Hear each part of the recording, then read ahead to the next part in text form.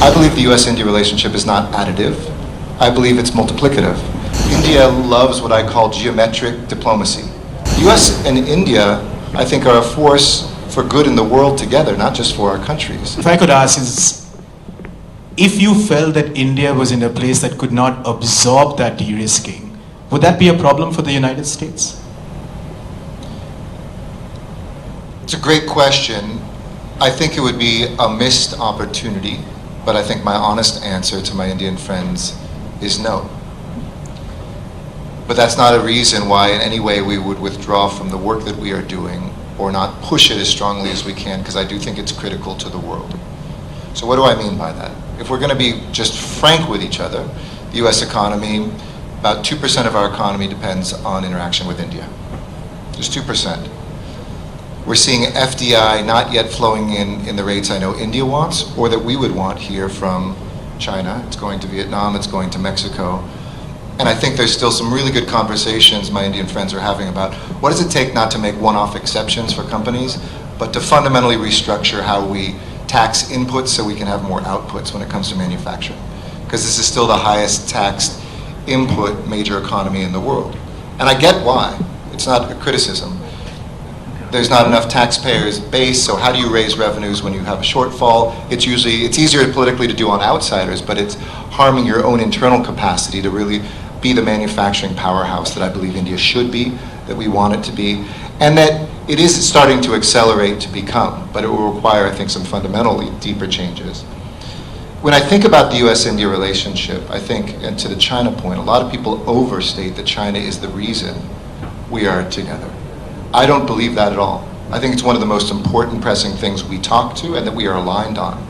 But too often I was frustrated in Washington talking to people who would only say, oh, US-India, China, or US-India, human rights, and nothing in between. Legitimate things to talk in both, sometimes we're aligned, sometimes where we may have divergences or interpretations of divergence.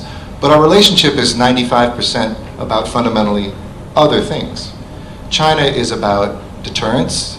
It's about, I talk about the 4 Ps, which is kind of our mission on a mission here. Peace, prosperity, planet, and people. I think it summarizes the entire agenda that we're pursuing here and that in many ways US and India are pursuing. So peace is critical, but deterring war, respecting borders and sovereignty, making sure that we don't have people who steal intellectual property, that we're not overly dependent on any one place for a supply chain, that is a deterrent piece. And most of what we can do should not be because any third party brings us together. I believe the US-India relationship is not additive. I believe it's multiplicative. We demonstrated that at G20 when it was more than just 1 + 1 = 2 countries. I think 1 + 1 actually produced 20 countries together with a historic and strongest, deepest statement ever put forward by a G20. This is, I wrote something down a second ago, it is not an alliance, but it is an ambition. And we are not seeking to create a pole between the two of us, but a potential of what I see. India loves what I call geometric diplomacy. Triangles, quadrilaterals. Because the multilateral space hasn't been so friendly always to India, even though it's led that sometimes. But when it got too big, India gets lost. And the bilateral comes with too many conditions. The US and India, I think, are a force for good in the world together, not just for our countries.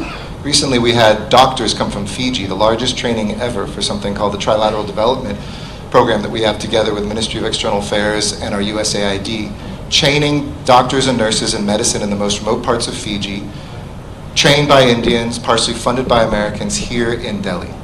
Imagine us taking that to another dozen countries. Imagine taking India's work on DPI with our technological prowess of putting things in the cloud and going to Pacific Island countries, African countries, maybe Southeast Asian countries, and saying you can have digital ID, health, you can do digital payments based on what India has led on and this partnership together.